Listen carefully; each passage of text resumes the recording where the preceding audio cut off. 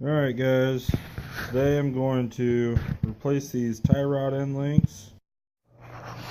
Alright guys, I had to stop the video. I kept saying tie rod end links, but I really meant sway bar end links. So throughout the video you'll hear me reference these as tie rod end links, so I apologize for that. And we'll start up the video again. On my 99 Chevrolet Tahoe, I have one of them. I already got the truck jacked up. I have one of them underneath here that's completely broke. So I'm going to go ahead and replace that one. I'll go ahead and replace the other side too. So I got two of them, got one of them opened up already. Alright, so let's get started. I'm going to take off this wheel here and get back. Alright, tire's off. Alright guys, got the tire off there. Jack. The release pressure off the jack, always have a jack stand. I wouldn't trust the jack all too much. Alright, there's the tie rod end link. You can see that it's supposed to go in this hole here. It's completely broke off. So I'm going to probably end up having to jack back up the truck, put that jack stand underneath, so then that way I could get access to this nut here, because when it was down I could get access to it, but I couldn't do it film very well from underneath the truck, you know? Alright, so I'm going to go ahead and do that real quick and I'll get back with you guys. Alright, as you can see here, I can get a little bit more access now. It's not all the way up against that upper control arm. Right there, but it's where it's supposed to be at. I'm going to go ahead and take the nut off, show you what I used. I don't know right off the top of the head what that bolt or nut is. Alright, I'll be back.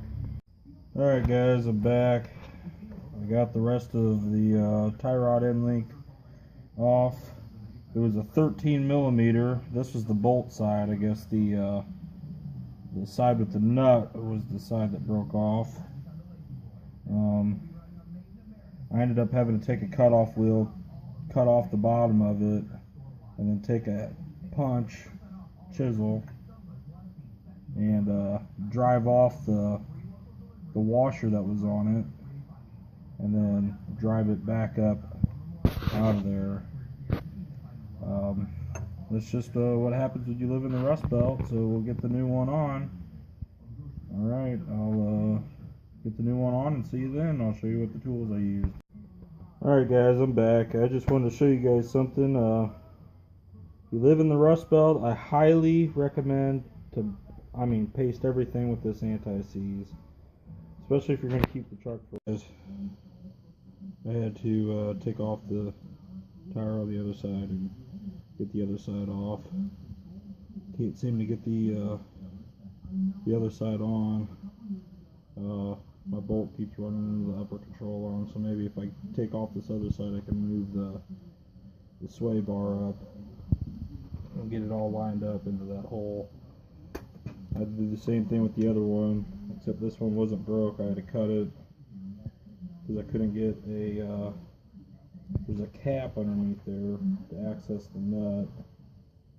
And I can't get a wrench or anything up in there, or a deep ball socket or anything, because of the angle of the bolt. So I just ended up cutting it, and then afterwards just drove it out with a hammer. Cut the top there and then drove the bottom out with a hammer, because the washers are rusting to the bolt itself. Alright, so hopefully next time I start it up there will be a an end link sitting in there.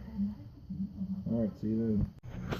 Alright guys, I got it in both sides. I had to take this one, I had to leave the washer off, run the nut down on it,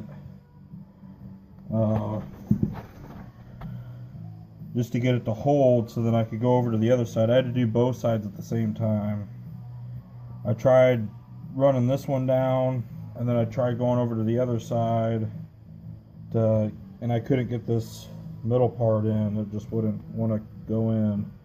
So I had to undo the bolt up here, the nut, and then go assemble all that metal stuff, and then run it back down so then I could get that side, and then while that side's holding it, I came back to this side.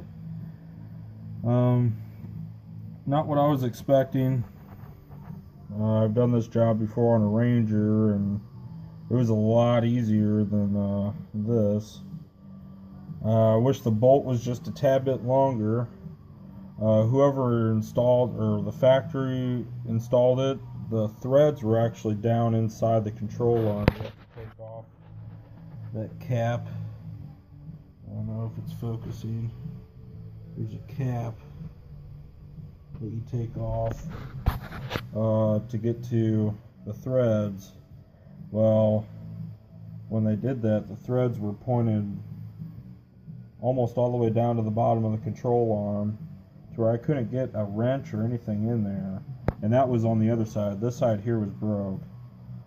And I tried doing it that way, and I could not get it, so I ended up doing it the reverse method. I tried any way possible. I just could not get the bolt past this upper control arm, and I really didn't want to take down the sway bar at all. But it should hold up. I'll go ahead and show you the other side too. On the new ones, the old ones were like a 13mm head. The new one, I tried doing a 14mm, and it was really snug fitting. It ended up being a 9/16 that I used for both the head of the bolt and the nut.